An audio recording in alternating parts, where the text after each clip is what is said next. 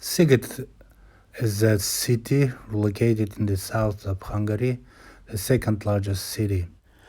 This is a historical, cultural, and educational hub in Hungary, and the city is very beautiful, though quite old.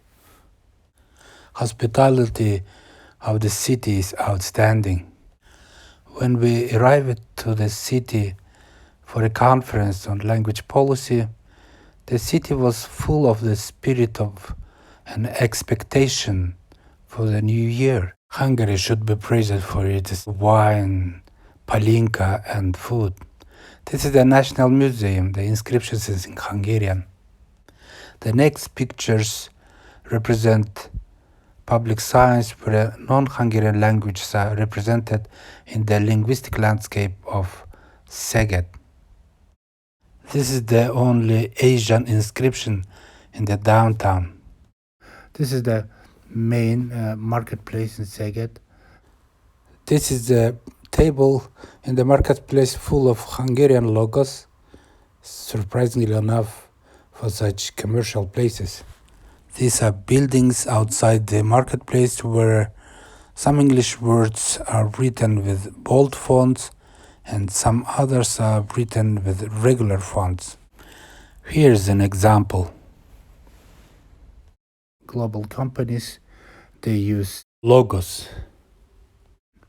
This is a design store in English. This organization boldly used a long title in English because it's commercial. And as was mentioned before, commercial business organizations prefer to use global languages. Some services use English inscriptions on the top and descriptions or explanations in Hungarian language. Temporary advertisements are mostly in Hungarian, though they may include some words in English. Basically, downtown is characterized by more presence of English than in the outskirts. This is a classic cafe, was Serbian classic cafe, everything was in English. Pointers to directions, approximately 1/3 of pointers were in English.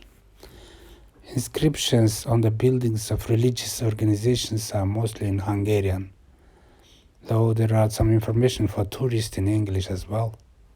Global organizations, especially those which are business or commercial organizations, tend to use more English than other organizations. For example, Rotary Club, banks, they use it mostly English words. Also, the restaurants and cafes, they tend to use multilingual invitations on their windows and doors. In general, non-governmental organizations, especially the organizations that are for profit, like to use multilingual descriptions, announcements, and invitations on their buildings, and this is understandable. Interestingly, some Hungarian words like Wi-Fi adopted into Hungarian as a Wi-Fi. And these books in the marketplace were only in English. Interestingly, the security guys wore costumes in English. The governmental sites, that street names and the titles of government organizations and the historical and religious organizations have titles in Hungarian. This was an overall information, a general information about the linguistic landscape of the Szeged, about the top-down and bottom-up language policies that are reflected on the linguistic landscape of the city. For more useful videos, please visit our website where we offer interesting information for students, researchers, and travelers. Please be free to comment, subscribe, or like this channel. Thank you very much.